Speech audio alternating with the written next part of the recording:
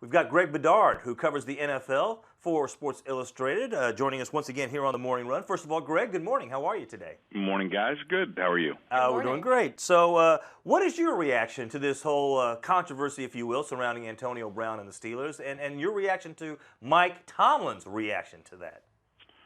Well, I think that Antonio Brown, if anybody needed reinforcements, sort of unveiled himself as a selfish horses behind when he decided to do this. I mean, it's such a violation of the locker room, team sanctity, all that stuff, coach's trust. It's just it's quite unbelievable. And then, Mike Tomlin's reaction I thought was good, swift, needed to be said, and hopefully it's some sort of wake-up call for a guy in Antonio Brown who should have a long career with the Steelers, but who knows if it gets that far.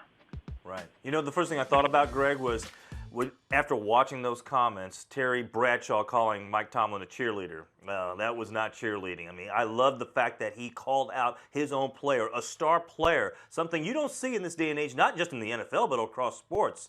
And it was clear, his message. And even when he said, this is why great players change teams in this day and age. I thought, look, if he doesn't get this message, then this is all on Antonio Brown.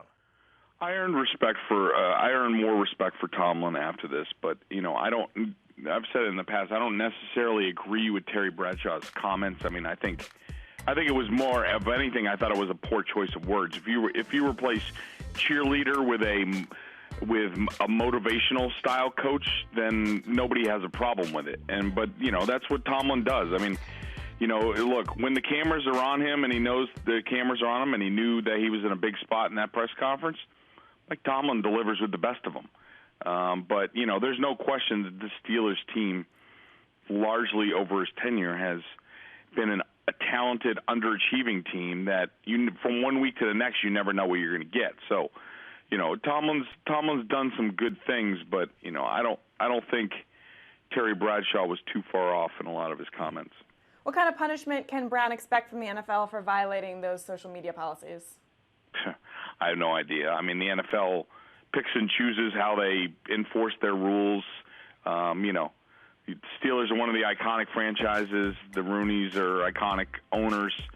That could factor into their decision. I mean, he'll probably get a fine, and everyone will move on.